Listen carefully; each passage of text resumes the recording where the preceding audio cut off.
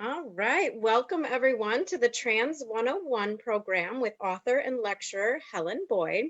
This program is a part of the Fox Cities Reads 2021, and it is featuring the book George by Alex Gino. We will remind you that we do have a code of conduct, which is incredibly important to us, and we ask that you will take a moment to read through our expectations of respectful behavior for our presentation this evening. Once we get that up, in the meantime, I will take a moment and introduce Helen Boyd, who is the author of My Husband Betty and She's Not the Man I Married, books that chronicle the contemporary cross-dressing culture, relational gender, and her own marriage to a trans woman. When she isn't teaching, she consults on films, delivers lectures, and does training in gender diversity for corporate and community groups. Today, she'll be presenting some of the history of transgender experience and some of the context of the Fox Cities Reads book selection George in light of transgender literature. And she will also be available for questions after her presentation this evening. And we have our code of conduct that popped up. And of course, we remind you that you can always be supporting the Fox Cities Book Festival. Of course, with the pandemic, donations to the festival are down considerably from 2020 to 2021. Every dollar that you donate to the Fox Cities Book Festival goes directly to bringing authors into our community. And without further ado, we'd like to welcome Helen and thank her for presenting for us this evening. Welcome. Hello, everyone. How are you? It's no matter how much I've gotten used to this, I'm still not used to it, right? I teach via Zoom on a regular basis. And yet, at the same time, it's weird to not know who's out there, who I'm talking to. And yet at the same time, right, you're all here for an important reason. So I'm going to do a little bit of Trans 101. And the first thing I always like to remind people of is that the trans studies in general is a gigantic field at this point. When I first started doing this work 20 years ago, I used to joke that I had read every book that had been published on the topic of transgender anything. And that was actually pretty close to true, given maybe a couple I didn't know about, maybe a couple of languages I didn't read.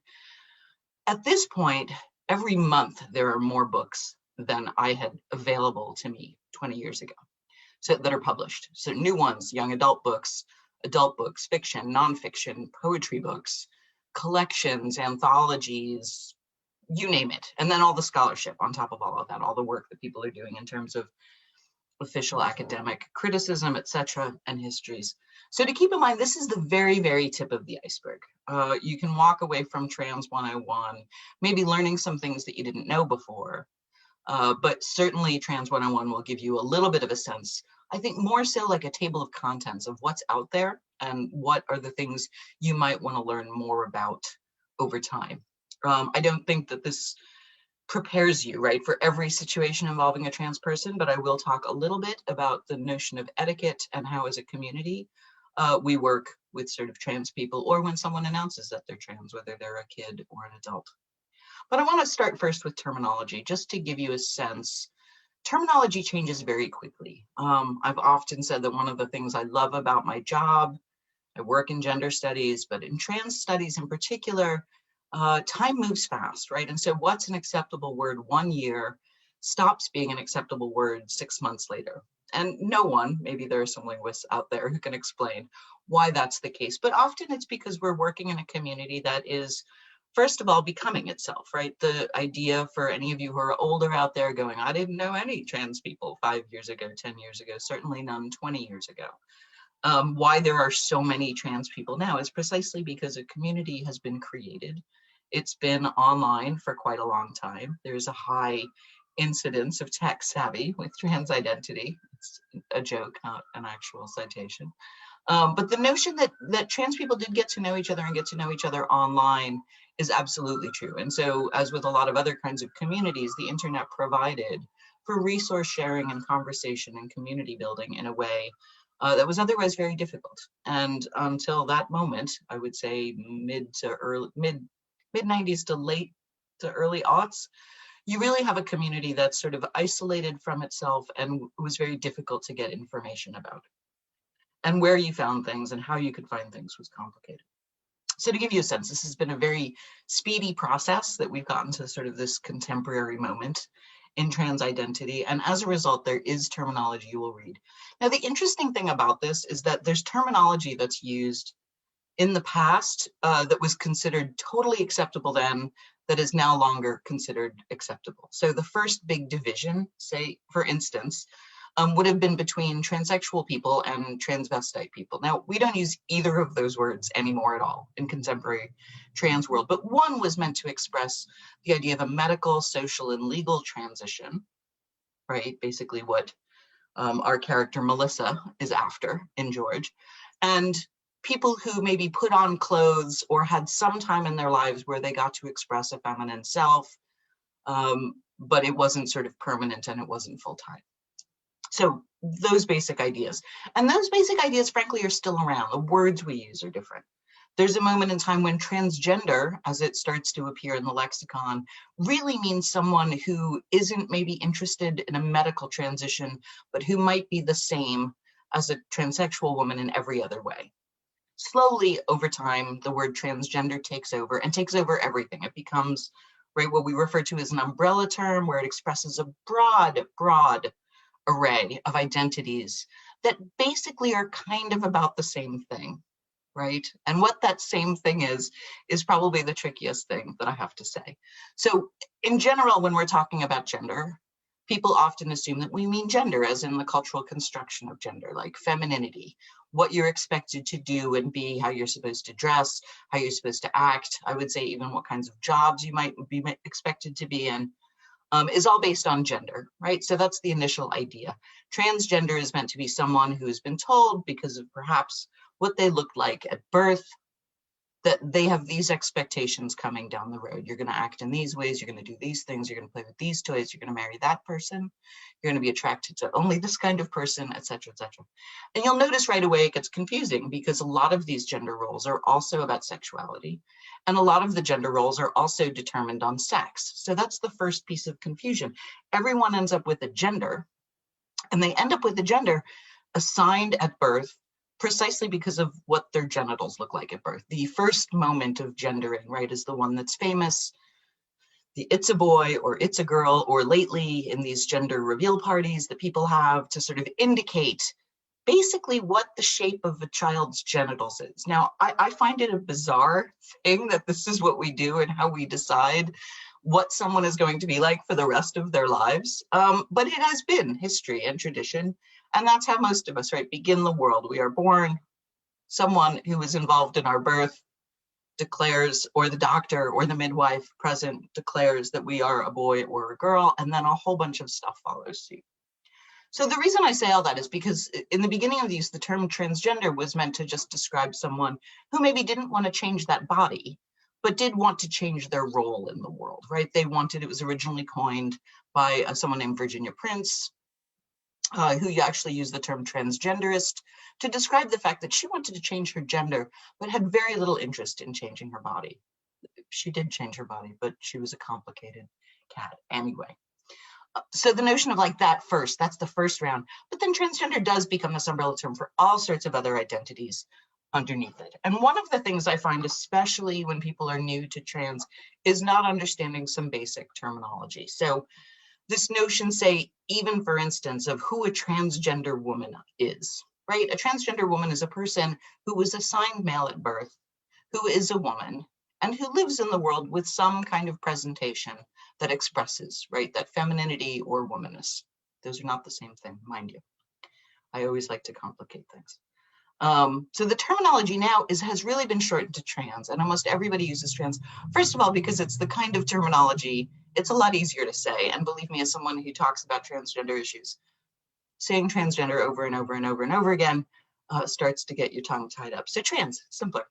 It also works better, I think, in a lot of cases as the simple adjective it is, right? The notion, you never say, you know, a group of transes or something like that, right? You say a group of trans people, right? So it's just an adjective. It's a word that describes one aspect of a person's identity that has to do with their gender and whether or not they had a moment or a period in their lives where they realized that the gender, the sex they had been assigned at birth, just didn't suit them. it's not right, and it doesn't sort of, there's some sort of disconnect, what's often referred to as dysphoria, but a disconnect between who they knew themselves to be and how the world was treating them and how the world was expecting them to be. Now that can come in a lot of different variations, and there's a lot of people, right, who have genders that I would call uncomfortable genders. Say your average tomboy, right, might be uncomfortable in their gender, but that doesn't make them trans. It just means, you know, they're less girly and less feminine than the average girl, but they're still perfectly okay with being a girl, right? They're okay with the world thinks they are. They just think they need a little bit more room to be able to express themselves and to stop being told to wear dresses, right? Different things, different versions of that. So it's not that all versions of complicated gender, right, are not all under the trans umbrella, but they are often closely related.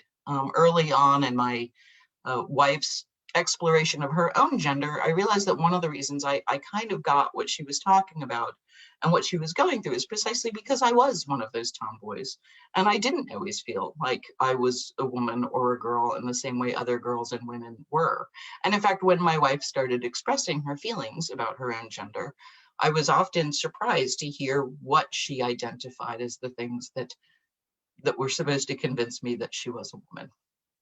And she is one, by the way, but this was at the time, back in the day. And so some of that starts to get tied up with all the gender roles and the gendered expectations, sort of, you know, do you like dresses? Do you not like dresses? Barbies, all of this stuff, whether or not you like to take care of things. We have a lot of ideas about what women are like and what femininity is supposed to look like. Most of it, I would argue, is so deeply scripted and so deeply rooted, we don't even know where the ideas are coming from. So some of them might come from our childhoods, from things our grandparents say to us, things we get in trouble for in school. Certainly, I kept beating boys at races and actually got in trouble for that. I know we don't yell at girls for things like that anymore, but when I was a kid, it was true. It was considered unladylike for me to win. So times have changed, hopefully. The notion, right, of how much of this stuff influences our day-to-day behavior. And so when it comes to that, trans people often find themselves in a fix, as does our heroine, Melissa, who can't figure out how to tell people basically the nature of being trans. And in some ways, one of the things I really love about this book in particular is the way that it expresses how difficult it is to express, like the sort of there's never a good time, or I've just pissed someone off, or I've just upset this other person, or this person's probably going to make fun of me, or I can't risk this friendship because maybe this is the only person who actually likes me. These are the kinds of questions that no matter their age, trans people actually consider when coming out to somebody. And so coming out, we use the same language as the rest of the LGB does, in the sense of you tell somebody, right, at some point, perhaps that you're trans, and you hope they respond well, and you hope that they respond with all the things. Obviously, with Melissa's case, she's got a great friend who does exactly all the stuff a good friend might do. So to keep that in mind, one of the other things that gets confusing just when it comes to the language of transness is pronouns. And we tend to sort of, we used to use the language of someone's preferred pronouns, and that's really a misnomer, right? What we're talking about really are someone's accurate pronouns, the pronouns that most accurately describe them. And so we have the binary pronouns, he and she, right? We're all used to those. Because they're the ones we grew up with. And now more non-binary people, and I'll get to non-binary as a separate identity in a second, use they. But the basic thing with pronouns is not to assume that only trans people feel strongly about pronouns. We all do. And so people who aren't trans, that is cis people, that's what we're called, use pronouns as well.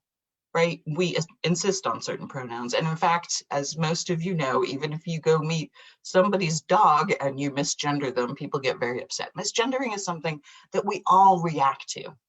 And so sometimes I just like to remind people who are new to this that we tend to see, as a culture, we tend to see trans people as a group of people who are just like, they're going to get mad if I say this, and they're going to get mad if I say that.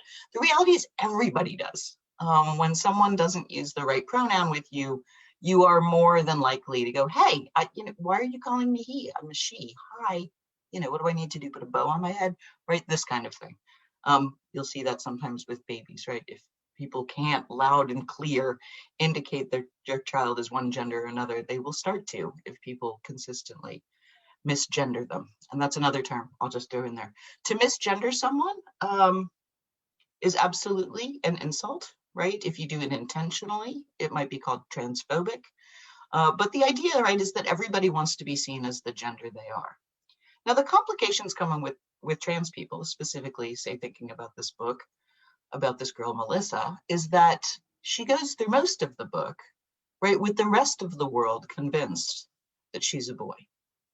And this is sort of where things get complicated when it comes to transition, when it comes to transgender identity. First, you know, when my wife was first considering transition, I remember both of us sitting down and saying, you know, in some ways, this is just an impossible idea, the notion, right? Not that it is impossible. Of course, transition has been around for decades.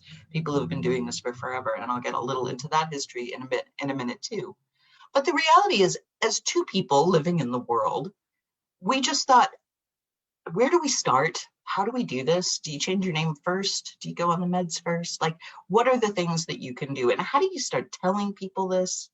And we were adults, right? We were adults. We were also doing this, I think, at a time when not many people knew very much about trans topics. And so some of that stuff now, I think there's sort of a little bit more etiquette and tradition of how people come out to other people. But, you know, for starters, we were like, okay, let's try our gay friends. They're more likely to kind of get the coming out thing, even if they don't get the trans thing, which we were right. That was exactly precisely what ended up being the case. So all of these things added together, that you've got basically people who are aware that there's something wrong. Sometimes they know specifically that it's their gender. My wife often tells the story of being a kid, and this is when they still separated boys from girls on the playground. I don't know if they still do that. I don't have kids. And she automatically went with the girls to be, you know, pulled back by a teacher, no hand on the shoulder. You're going the wrong way, young man, and sent instead to play with the boys, which she didn't really want to do. She had more of her friends were girls. And she said at the time, you know, and has said since, like, is that because she wants to play with the girl? Nobody quite knows, right? The notion of how do we know, can we locate a spot in the brain or in the body or in the hormone levels or in the DNA, like locating where transness resides in the culture even. And the reality is there's no good answer to that question. What we do know is that we can trust trans people to tell us that they're trans if we create an environment and a community that is welcoming of transness, where we start to see, and this has started to happen in the world. I saw the first greeting cards congratulating people on their transitions recently, something I never thought I would see. But we start to create a culture where we understand that there are people who are going to, at some point, whether it's at 5 years old or at 60, say, you know, you've all been treating me like I'm a boy and I'm not, and it's uncomfortable, and I need to do some stuff to not have that happen anymore. And that's it. That's it. It's really as complicated as that. If we saw it as sort of a regular, maybe unusual occurrence, but an occurrence that happens regularly enough that people could be prepared. To the same degree that maybe we see how many girls, right, are more like tomboys, how many boys grow up to be gay, right? We don't really think about those things most of the time because we've gotten to the point where we accept them as regular and just say, okay, this is the gig. This boy is going to grow up to be gay and he's not going to maybe want to play the same stuff. Or maybe he will. Who knows what's going to happen? But we don't sort of have the same fear and concern with those issues, maybe in some corners of the world, but we don't in general have the same issues or concerns with those issues as we do with someone coming out as trans. And so to keep that in mind in particular. So to give you a sense, that's a little bit of an overview in terms of the terminology. I'm going to point out a couple of things. So when we say a trans man, again, I'm going to repeat, a trans man is someone who has been assigned female at birth, who realizes that they're a man and does some things to make sure that they can live in the world and be perceived as a man by other people, right? A trans woman is the opposite, someone who is assigned male at birth, who at some point realizes that that is not accurate, and they do some things, whatever those things are, to make sure that they can live in the world being perceived as a woman, because that's what they are. Very simple. The complications, and these are what I refer to as binary genders, right? There's two genders.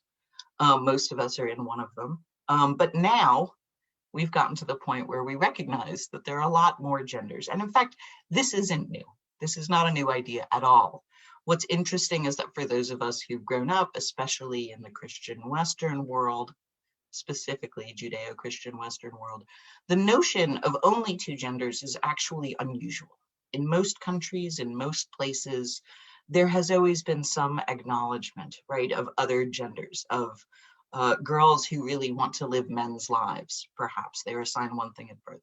There are people who are born with indeterminate genders who are often allowed to choose which gender perhaps they'd live out in their lives.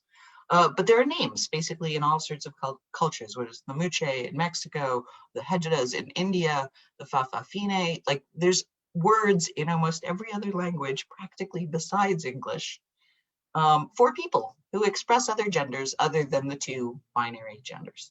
And so when we learn about this stuff, it's good to keep in mind one thing in particular is that I know there's a lot of like, oh, where do all these trans people come from, right? That's out there. Well, they've always been here. Trans people have always been around. We just created a culture in which it was impossible to see them and for them to be visible. And we created on top of that a culture in which their existence was dangerous, and sometimes intentionally made it more dangerous. And right now, honestly, we're at a moment in time where we're watching throughout this country in particular, 30 plus pieces of legislation that are precisely out to do just that, which is make trans lives more dangerous. And those laws are about sports. And I'll talk about that, just those laws, in a minute. But to keep in mind that one of the reasons we now see more trans people is because we have created something of a world in which it's possible for trans people to come out. My wife tells a story about being in a library when she was a young teenager and finding in an old card catalog, for those of you who remember those things, the word transvestite and kind of reading the description and saying, oh, okay, so I'm not the only one, right? It's not just this thing that I have. Perhaps this is a thing other people, maybe I could find other people, right, who are like me in this respect. And again, she does not identify that way, but it was the first word she came upon that indicated that people like her existed in the world. And one of the things the contemporary trans movement has been doing for the last 20 years is making sure that an obscure reference in a card catalog doesn't have to be this solitary, lonely thing that is the only thing telling trans people that there are other trans people in the world. That's the first version. And we're doing it a lot. I am, sitting in front of virtually sitting in front of a trans pride flag, which was actually created by and invented by my friend Monica Helms, because she realized we didn't have one. And when people start to come out, especially in the LGBTQ community, we tend to sort of want a flag to go, here's who I am. Let me explain that I have not just me, but I have a whole people, a whole community of people like me, and making ourselves visible precisely so that the younger people, so that the Melissas of the world, right, perhaps have seen a show that a transgender person was on, and they might get to learn something about what transgender people might do about being trans. But 20 years ago, 30 years ago, that was not the case. And so the reason we don't see more trans people in the past is precisely because they couldn't be out. There were trans people, there were people transitioning, most famously in 1950 with Christine Jorgensen, but there were always people transitioning. Or they were transitioning just socially. They were doing it just with clothing and presentation and living. There's whole histories, especially of people assigned female at birth, right, who wore men's clothes, not necessarily just the ones who did so because they wanted to be soldiers or to be doctors, but because they were men, right? That was the notion. Some of them did it, right, just for the access to a man's world, and others did it because they were expressing who they actually were. So let's keep that in mind. This is not a new phenomenon. It's not a recent phenomenon. It is not a phenomenon that's exclusive to the US. Transness has always existed throughout all of history. And transness has always existed across cultures and across borders. So everywhere, which is cool. Different generations, however, if you get a sense of a little bit of the history I'm talking about, means that different people have had to come out in different ways. And right now we're very concerned and talk a lot about kids who are trans, precisely because we have created a community that is more welcoming and where younger people can get this information or read the words, right? A word like transgender is a light bulb for kids who are trans to say, oh, I think this is what I'm pretty sure this, yeah, okay, there's a word. Awesome.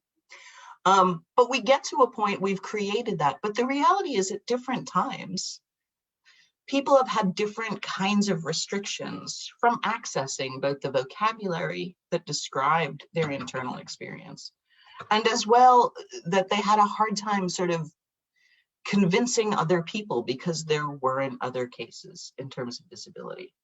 And so different generations, one of the reasons I talk about that is because there's significant generational differences. Someone who is 70 years old now might decide to transition now. And it's not because she didn't know she was trans. It's more likely that she knew something was up. She knew that something made her not feel the same as she thought other men thought they felt like.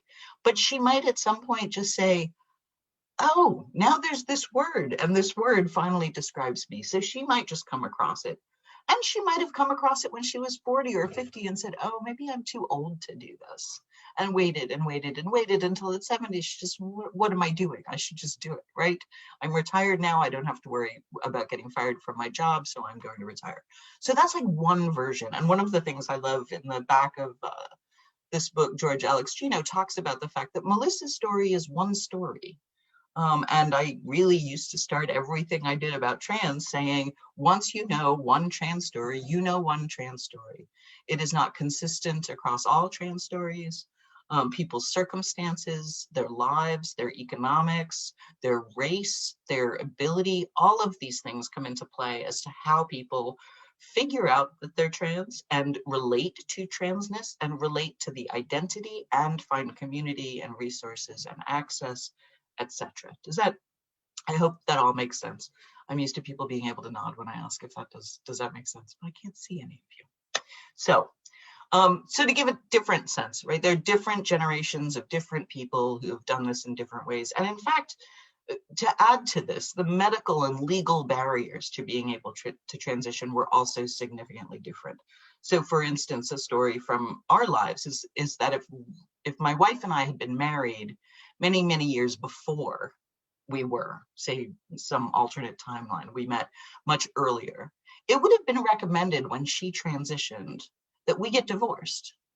Because the whole idea at the time is that trans people were told, if you transition, you have to move, you have to drop your family, you basically have to drop your career and your resume, and you're going to pick the whole thing up somewhere else in a different state, basically start all over again so that nobody will ever find out that you're trans. The other thing was that they wouldn't allow people who knew that they would be attracted to women post-transition to transition. So my wife might have been told, yes, you're good for transitioning, maybe, but this whole attraction to women thing, if we let you transition, you're going to be a lesbian and we can't allow that. So until recently, there were whole groups of people, gay trans men, lesbian trans women, who were not allowed to transition medically, right? And some of them did anyway. They found other ways to do it. If you watch the awesome documentary Lady in the Dale, she's a kind of incredible and exceptional example of how she managed to, despite everything else. But the notion that this is sort of, again, I'm going back to this is all new. It's not all new. There's just been sort of who's available and who you can see and who's got access, etc. So now I'm going to talk about the three things quickly that really are the aspects of a transition, and those break down into the social, the medical, and the legal, right? So three different ideas. Social is, hey, I've discovered that, you know, I'm a girl and my name is Melissa and I need you all to refer to me with she pronouns and call me Melissa and kind of expect me to be more like girls, right? I'm just one of the girls now. That's a social transition. You just kind of tell people, they say okay, whether or not you've done anything else, and you go about your life. You know, nobody blinks if you want to wear a skirt, nobody blinks if you use the girls' room, all of that stuff. The medical transition is the part that we tend to get very obsessed about as a culture, to some degree, because the technology that allows people to transition is not, you know, recent as in 10 minutes ago, but recent as in the last 50 years. And so, I mean, we didn't even know that how hormones worked at the turn of the last century. And so the scientists who actually discovered this stuff and the surgeries that go with it have been developing in the last 50 years. And so the likeliness of someone wanting to pursue a medical transition as well as a social transition is much higher, but there's complications with that too. Because the legal transition, right? For most people, showing your ID, you don't even think about, this is me, this is my face, this is my birthday, this is my address. Maybe you didn't update your address the last time you moved, whatever. Your ID is your ID. You show it when you get married, you show it when you get a new job, you show it when you buy beer, whatever it is you have to show an ID for. For trans people, the legal part of it, the actual having an ID and showing an ID is in some ways the most complicated. First of all, every single state has different rules on how you go about changing an ID, especially the gender marker on the ID. Some states will change your original birth certificate, others won't. Others just don't do that. Some will change it from an F to like a blank or an O, right? All different versions. And depending on where you were born, compared to where you live, compared to where you get married, you might be looking at 3 different states, convoluted forms of doing this. So one of the reasons I work with undergraduates, we have a lot of people who probably know that they want to transition, but maybe they're not out to their families yet. They can't legally change their names. They don't want to change their gender markers. On top of all that, what makes it even more complicated is that legal changes actually often require medical changes. So in a lot of places, in order to get a gender marker changed, you have to have had certain surgeries that certify you have committed, right, to this life. Doesn't matter. You could be living as a woman for 10 years, but somehow the DMV has the right to say, well, you know, if you haven't gotten that one surgery, then I can't change the marker on your ID. Imagine having to have that conversation with a DMV employee. I mean, honestly, for most of us, like in and out of there as quickly as possible. But for trans people, this is always the complication. So you'll have people who have changed their names, but they've never changed a gender marker because the state that they grew up in and the state that they're living in both won't change the birth certificate, or they won't change the license without surgery, et cetera, et cetera, et cetera, to give you a sense sort of what the complications are and why it's not easy. I would argue that those of us who are cis people, who are allied to trans people, parents, we say partners and parents, families and best friends of trans people, we are the people who should be working. Trans people have already deal with enough on getting these laws changed to make this all easier. It should not be a burden on the trans person to say, I've got to do all this stuff, right, to make sure. It should be easier to be able to sort of either be out as trans and for no one to care if there's a mismatch in terms of their gender marker on their license versus their passport, because also those are different governments that decide when and if they're going to change those markers and based on what. So it all becomes complicated. For a younger person like Melissa, most of this isn't going to come up for a while, right? It's a social transition. She's just going to wear her clothes. People are going to start to get to know. Hopefully it all goes smoothly. Perhaps she needs some support in basically having someone to talk to, or needs to feel safe occasionally because there's always bullies at every age, aren't there? There's always someone that you have to worry about. But for a younger person, then something like a social transition is the only thing that's going to happen. Medically, there's a different version as younger people enter puberty. They might start to take blockers, what are called hormone blockers, in order to just keep their body from becoming the gender they aren't, right? Bodies tend to have their own minds about them at a certain age, no matter what you do, right? Bodies start to sort of sexually mature and then all of a sudden hormones, right? And the whole point for a young trans person is to keep that from happening, because hormones are powerful. They change your body in really complicated ways, and in ways that for a young trans person are really just too difficult to bear. The notion that you could somehow help a kid prevent that is just amazing to me, and that we have the science, that we can do it, and that it's safe and effective for younger people to be able to do. Younger people in general are often not seeking any other kinds of surgery. That happens later as well. So the notion, and for that matter, even people who are trans people who are transitioning from one binary to another often don't necessarily want surgery. I mean, my joke has always been, most of it is not covered by most kinds of insurance. That's starting to change a tiny, tiny little bit. But the reality is most people I know have something better to do with $30,000, especially if they've already been successfully living as women for however long in the world. And there's only going to be one person who actually knows what their genitals still look like, right? All of these details. So to keep all of that in mind, this is the little bit of Trans 101. And to keep in mind as well that now that we've added non-binary identities, and I say added in the fact that now we're all paying attention and more people are identifying that way. This is another case where there have always been non-binary people. I started using gender neutral when I was 18 or 19 because I got clocked as a dude so often. I had a shaved head and wore a lot of flannel, right? It was grunge before grunge. But the notion of I needed a term because I really didn't feel like a woman. In a group of women, it was always like, I'm going to be the butchest one in the room every time. For me, it was finding queer community and saying, okay, my gender makes sense here. It's legible here, right? People understand how I'm going to behave a little bit based on my gender. Where if I'm in a group of very girly girls or very feminine women who are all straight, I really don't quite fit it, right? I'm just at that one end. It's uncomfortable being that person who's on the extreme end of the gender thing, especially when you're the only one. If there's two of you, then it's great. You've just made a new friend, right? But the notion of sort of thinking about non-binary identities as becoming more popular, people who are using some variety of pronouns, I use she or they, a lot of people who only use they, a lot of non-binary people use specific pronouns like z and here. There's all sorts of variations. So one of the reasons I do Trans 101, and one of the reasons, if you remember me saying this at the beginning, was that this is just a toe in the water of the amazing, amazing variety of trans experience. You've read one story, right, in Melissa's story in this book.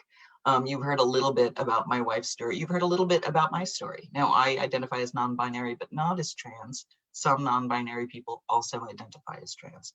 Depends on the person. And that's the other thing I'm going to reiterate and underline in dramatic ways, is that every single trans person is different. Every single trans person's sense of what language is okay, what pronouns are okay, how they see themselves part of the trans community or not part of the trans community.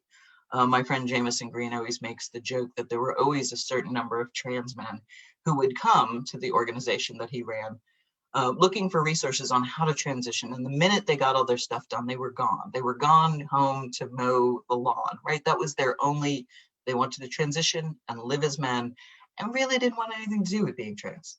For them, it was a medical thing. They got it fixed and then they went on to live their lives. And that's often true. That's true of a lot of people, and there's nothing wrong with that. For other people, being trans becomes a significant source of pride. It becomes a significant source of identity. It becomes a struggle that they have managed to work with and to flourish despite. And others, feel like being trans basically gives them something like superpowers. It gives them a sense of sort of who they are in a deeper and more meaningful way. So every single person, not just their own relationship to you, but their relationship to their own transness is variable. And this stuff, again, is all influenced by the culture that they might be in, by the age they are, by the race they are, by the access to resources, whether or not they're going to have that counselor. I mean, you think about that principle even, right? In this book, my door is always open. Oh, I got weepy. I'm going to get weepy even just saying it now, because I've been that person a million times, right? Being the person who says, look, my door is always open. I think there's something up with you, right? I think there's something up with your gender. Come talk if you need to. We are starting to create a world in which more and more of that is possible, but simultaneously, we are living in a political world in which trans people are being used, right, as some kind of scapegoats for everything that is modern and good about the world. Like I said, it's 30-something states right now, including Wisconsin, have laws on the books to keep trans girls from participating in girls' sports. And I'm going to say something about this because it's really important. For many, many years, I used to write the number 41% on my mirror. And that was to remind myself every day that I woke up that 41 was the number. 41% of trans people have attempted, not even just thought about, attempted suicide in their lives. Now, that's extraordinarily high compared to any other population, right? Extraordinarily high. So add to that the notion that right now, every trans person in this country knows that there are laws out there that just, right, want to keep trans girls from participating in girls' sports. And they never talk about the trans boys and boys' sports, but that's for another time. Everybody knows it. Every trans person you interact with knows it. This is a constant thing. The idea that someone somewhere has decided to make these kids, just these, like our most vulnerable kids, the target of laws that will basically shut down their lives. And if it doesn't shut down their lives, even if the kids aren't athletes themselves, all of a sudden the kids that they play with will know. All of a sudden, like everyone's going to become more aware. This is the same version that we saw a couple of years ago with bathroom legislation, who could pee in what bathroom, etc. And as the meme goes, it's never about the sports, it's never about the bathroom, it was never about the water fountains, right? These are laws that are literally out to just target, isolate, and remind everybody that trans people are different. And the psychological harm that causes as well, both to the adults, even the best adjusted adult trans people I know are having a harder time as a result. But for the kids, even more so. Coming out into a world where, like I said, we have started to create a community and a legal system and a medical system and a healthcare system and mental health care that has started to say, look, it's safe to be you. I want you to be you. To then turn around and have to face all of this hatefulness. And the thing I personally hate about it is that I hate sports. Now I have to talk about sports all the time because the haters have decided that this is the front on which they will attack trans people. Trans people are some of the most vulnerable, the most underpaid, the most underworked, the most underinsured, the ones with the greatest risk of having to do sex work, of getting STIs, of getting the list. I could go on and on and on. And when I give you that list, it also, because I have to focus on that, and because I have to talk about that list of all of the ways in which trans people have difficult lives, I hate that it eclipses the fact that, like, my awesome wife just left for Baltimore to go do 5 weeks making a play, and that her director is a trans guy who's been directing plays for quite a few years, and that a million other people I know who are working as sound engineers and tech people and bakers and every possible thing, who are having happy, productive, tax-paying, home-owning lives, however you want to put it, right? There are all these beautiful, beautiful, beautiful trans lives out there.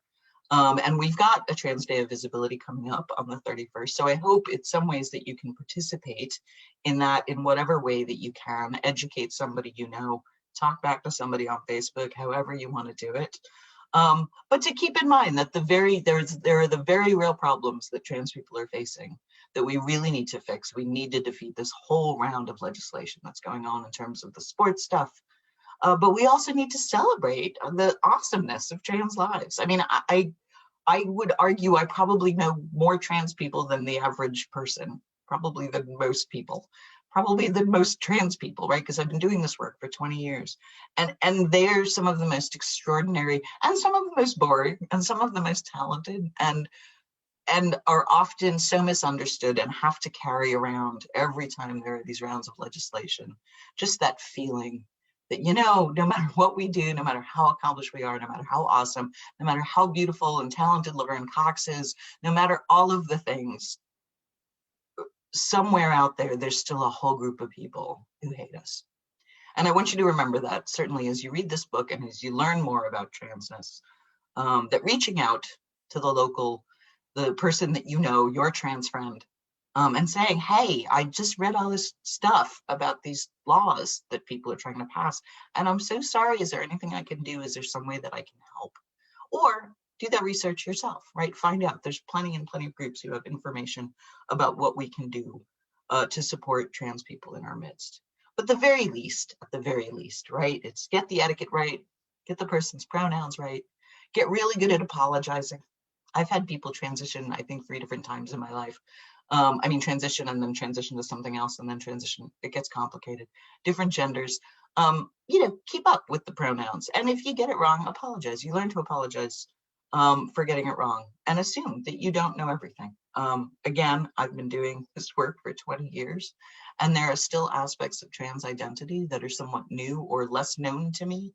And then there are other versions of transness that are very well known to me. I work generally with older transitioning trans women. So my set is a very different group of people than, say, a young trans guy who's organizing in Chicago right now, right? Who our bases are, who we work with in trans community is very, very different, depending.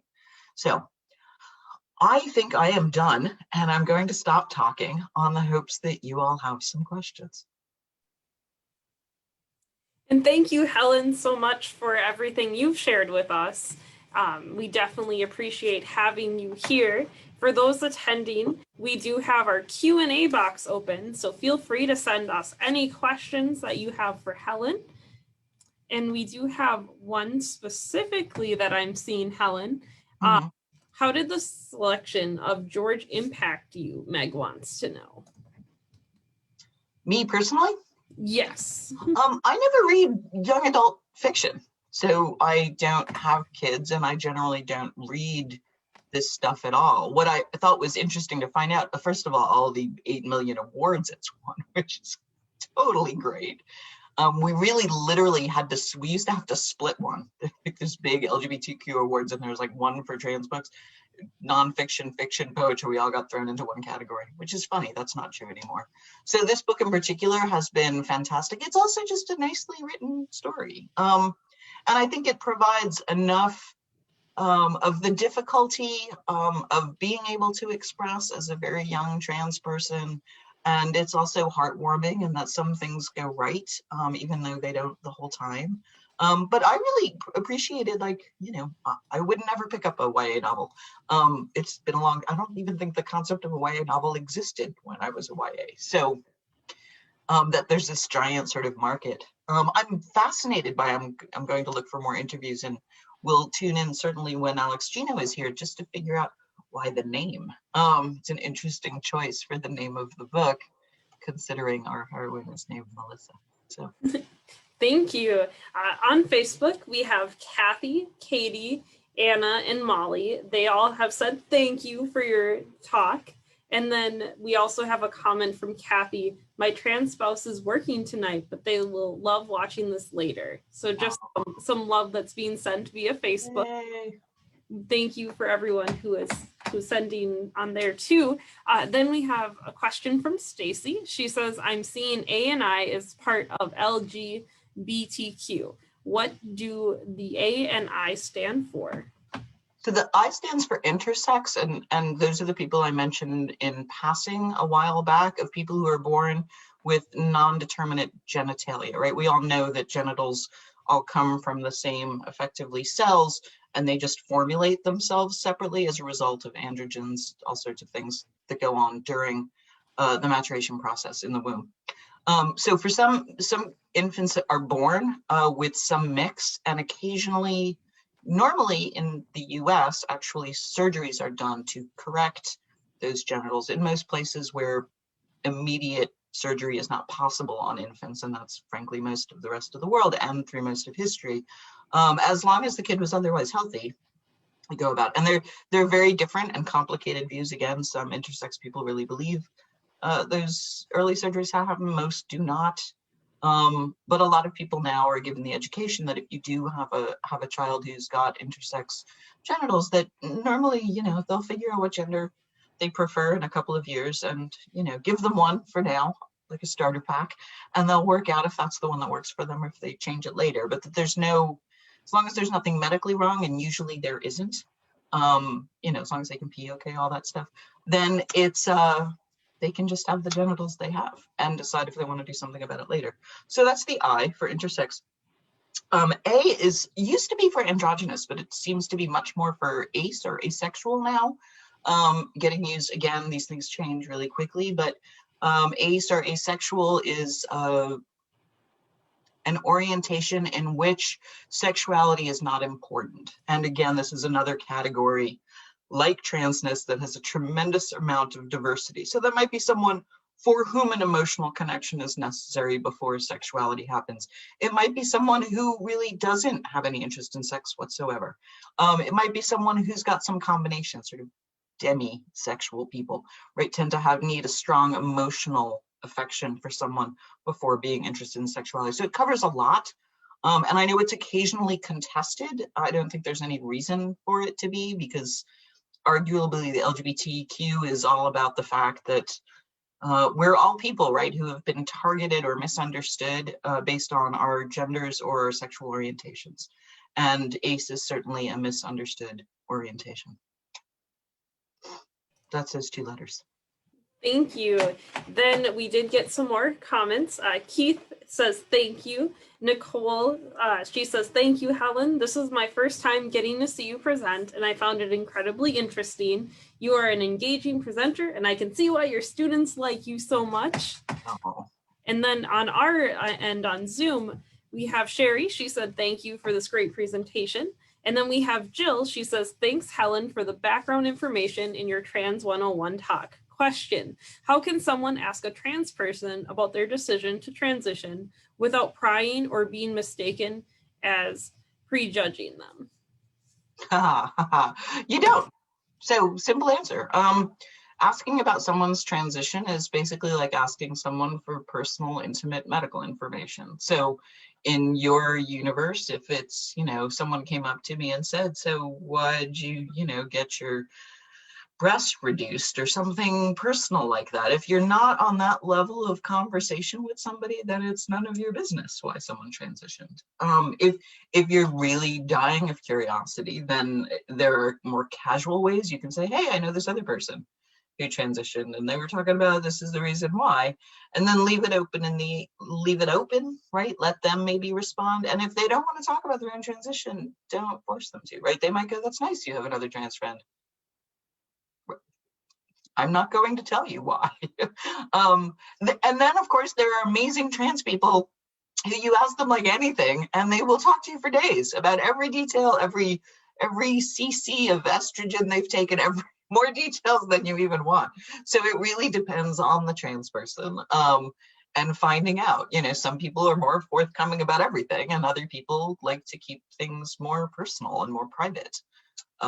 So you have to judge the person, but for the most part, being curious about why someone transitioned, you know, why is it important to you? I don't think it matters most of the time, but I don't think someone being trans matters most of the time either, so. Yes. Thank you. Then we have Annette. She says, thank you so much for your info sharing. We are allies for our trans daughter and appreciate all you are doing. And then she also just added, I should add, we are allies for every trans person too. Not just for your daughter. That's good. Trans parents are the best, right? Right now, especially in the light of these laws that are out there, trans parents have been some of the most outspoken, including the person in the assembly, right, on behalf of trans people. And I think it's really amazing, you know, the mama and papa bears out there. To keep in mind too, that of course there are trans people who have kids, and some trans people have trans kids. So these don't assume these categories. And of course there are trans people who are with trans people, like every variation out there under the sun. So one of the reasons I don't talk as much about my own gender or being non-binary is that I started really doing this work initially because of my wife's transition, and I still find that my own complications with gender are very different from hers.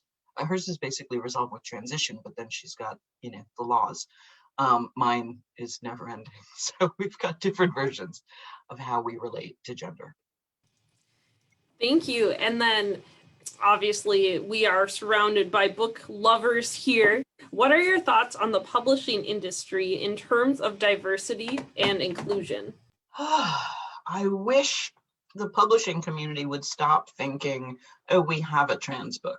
This is the kind of thing that people who publish on trans topics hear on a regular basis. Like right this year, the huge book is Detransition Baby. I haven't even gotten to read it yet. But I've heard that. I know other authors on trans topics have gotten the same kinds of answers. But the reality is there's so much out there. Like no matter what kind of books you'd like to read, it now exists, right? In trans stuff. Joking in the beginning about, there being maybe 20 books and I'd read all of them. Most of them were pathologizing. And now you've got great trans writers who write comedy and people who write short story collections and sci-fi and really everything you could possibly imagine. So if you go sort of look up trans books and look for lists, etc., I can put up a blog post on my blog and just with sort of some of the stuff that's right now out there. It was many, many years of just autobiographies, and I'm very happy to say that that is over. There will still be autobiographies, but the reality is those were almost the only books available for a very, very long time, and now that's not the case. So go, figure out what you like and then go buy the book based on that. Thank you. Then we have Angela. She said, you talked about the power of cisgendered allies to become advocates. What is the best way to stay informed about trans-related legislation and the strongest way to make our voices heard and impactful? A couple of different ways. I would say for staying in tune with things, I follow Chase Strangio of the ACLU, and they're doing some amazing work right now in terms of these legal battles on the sports front. So you can follow someone like him on Twitter, which will keep you tuned in. But otherwise, there's a whole bunch of other like groups, depending on if you're on Facebook or somewhere else. You can always find sort of other ways to stay connected to groups, to see who's sort of publishing the information. Some, I would argue, LGBT groups are better at it than others, and like other groups like the ACLU, which is not an LGBTQ group, are great at doing trans stuff. And so it really depends on the organization. Locally, I would say Diverse and Resilient are doing amazing work. Certainly, I'm constantly posting about what's going on in the politics of it. So all of this stuff. There's a lot of different ways, but and obviously tell your legislators, tell them that you're a parent of a trans child, tell the school board, this gets really complicated, especially when you've got a young person and you don't necessarily want to out them, but you can act as an ally even if you don't want to out the trans person you love. Like if your kid is a private kid, and a lot of kids are, right? You don't have to out them. You can just say, hey, I have a cousin in Nebraska, right? You can go to the Wisconsin Assembly and make up a trans person in Nebraska. It doesn't matter. The point is that if you know it's an issue, you should be speaking out about it because trans people are exhausted. Thank you. Maureen, she says on Facebook, thank you so much for your webinar. I am an ally and an advocate. I love the plethora of information that is getting out to everyone. Denise, also on Facebook, thanks you. She says, thank you, Helen. I want to audit all your classes now. And I think Denise is speaking for most of us here. We'd love to. Then we have Angela. She said, you mentioned your wife as a child wanted to play with the girls, not boys. Should it be a concern or an awareness to a parent if their boy likes pink and doesn't want to play with the boys? Do they assume that their child is trans? That's a great question. No. I think there's a lot of reasons that someone who's assigned male at birth, who everyone assumes to be a boy, might like to play with girls. And first of all, there might not just be boys in the neighborhood, right? They might like pink for all sorts of reasons. So there's a lot of people that boy might grow up to be a very gender normative gay man. That boy might grow up to be a straight dude. That dude might grow up to be a trans woman. Any version of those things, right? So the diagnostic of sort of like, do we see these markers like liking pink as being gendered? I think a lot of people do. I mean, we see with these ridiculous, and I'm going to say ridiculous gender reveal parties and homicidal, really, gender reveal parties at this point, that it's so problematic because we're still stuck in these ideas of what gender is. Now, until I didn't get it either, frankly, until the first couple of trans women I knew who transition and they became sort of butch lesbians on the other side of transition. And I was like, oh, I get it now. Like, it's not about, ironically, it's not about your gender. It's about who you are, right? So the notion that someone might transition, be someone who was assigned male at birth, was living in the world, perceived as a boy their whole lives, and then transitions to become a lesbian and to be a butch lesbian. And that was like, so many people say, well, why didn't you just stay a dude if you like dude things? Well, it's different to be a woman, right? Who likes to fix cars or whatever gender stereotype we're throwing out there. It's very different. That doesn't mean the person is trans. A person is trans because they're trans, not because of what they like, not because of what colors they like, not because of who they like to hang out. There's plenty of people assigned male at birth who prefer women as friends. And there's plenty of people assigned female at birth who prefer men as friends. I'm one of them, but I feel like I'm failing as an example of that, right? Because all of the people I know are all of the genders at this point. But the point is that children know. And again, this whole notion that I mentioned of creating a community in which it is possible for a child to say, hey, Mom, I'm a boy, when they were assigned female at birth, is how you know someone's trans. It's when they tell you that they're trans. And they know. Trans people know. We need to trust them to understand their own experience, and also trust them to know how they want to go about it.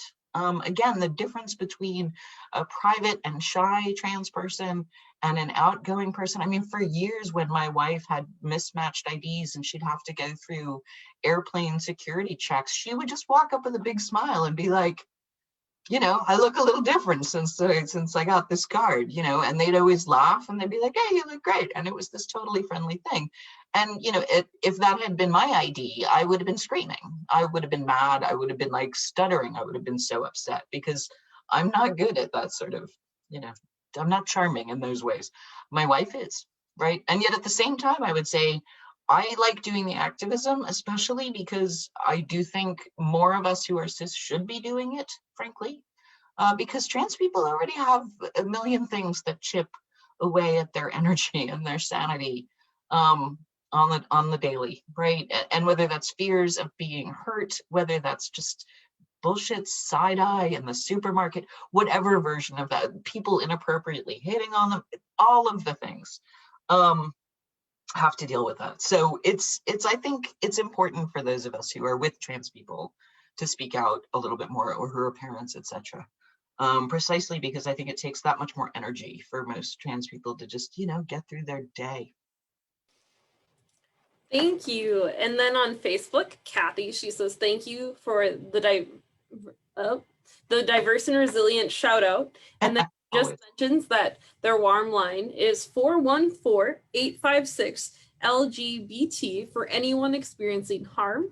They have weekly LGBTQ Room to Be Youth support group, and you can text the warm line to connect with Reiko, their youth advocate, which we've actually worked with Reiko for some of our events this year. So Reiko's a former student. I just like to boast on that. Yes, I hope Reiko's watching and feeling just all the love here, but I'm not seeing any other questions. So before we say goodbye to everyone, just wanted to share a little more with the Fox Cities Reads this year. So obviously we were so excited to have Helen with us. Yay. Our 2021 read selection is George by Alex Gino, hence why you have heard the name Melissa referenced a lot. If you read the book, you will understand the whole gist here. And we just recommend that you should read it anyways. But for other events that are coming up, we have Alex Gino virtually visiting, yay, on Thursday, April 15th. This is a free event open to the public, and Alex Gino will also be making 2 presentations to school groups earlier that day. To register, all you have to do is find our link on our website, Facebook, or Instagram. That's foxcitiesbookfestival.org, or else Facebook, Fox Cities Book Festival, Instagram, Fox Cities Book Festival. If you need to find the book still, because we want as many people to read it as possible, participating libraries, we have purchased Can't see where it shows. copies. Appleton Library, Kakana, Kimberly, Little Chute, Menasha, and Neenah are our participating libraries. Trout Museum has it in their gift shop. The bookstore has copies, and then we do have unlimited digital copies of George in the Wisconsin Digital Library. That's with your library card. You can find the link online to the unlimited copies there too. Other Reads events, we have the virtual book discussion with Kakana. This is particularly an intergenerational discussion on George. That's Thursday, March 18th. So this Thursday, and you can register online and you'll get a link to participate. Again, going back to those websites or social media pages to find that. Kimberly Library is doing a virtual book discussion as well. This is going to be perfect for ages 12 to 15, so grades 7 through 9. You can join via Zoom by clicking the link that'll be available, or you can pre-register, again, all on our Facebook page. And what's really fun too is there will be a representative from Diverse and Resilient there for that conversation. Then we have the Menasha Public Library's book discussion. Then that is April 1st. Then we have a storybook walk at Thousand Islands, April 2nd. That is going to be you can enjoy the trails and also read the book Speak Up by Miranda Paul. Definitely the nice combination of walking and reading there. And then there is the virtual discussion, pardon the lack of picture that updated, on April 6th. This is with Diverse and Resilient, and it's to learn more about the complex issues facing the LGBTQ youth. To register, you can find that link online as well. And we're also doing a Charlotte's Web story time. Charlotte's Web is definitely mentioned in the book George. So we are doing a remix to it, which if you watch, you will find out. And we're also providing more educational opportunities related to pronouns. But each week we have a chapter being released on our Facebook page. And we just want to give a big thank you to Helen for joining us tonight. As you've heard, we've had a lot of collaboration with Diverse and Resilient. Heartbrain has been a lovely resource and collaborator with us too. Trout Museum, the bookstore, donors who keep the book festival and the reads going, participating libraries, and everyone here who has joined us tonight. It's definitely appreciated. And if you can, we do accept donations. That keeps us going. You can mail a check, or you can also go to our website and donate. It's all appreciated to keep these events free for everyone. But thank you so much to everyone for coming and joining us. And thank you, Helen, as well. Thank you for doing it. You guys are awesome. Yay, librarians. Yes, yay. Have a good night, everyone. You too.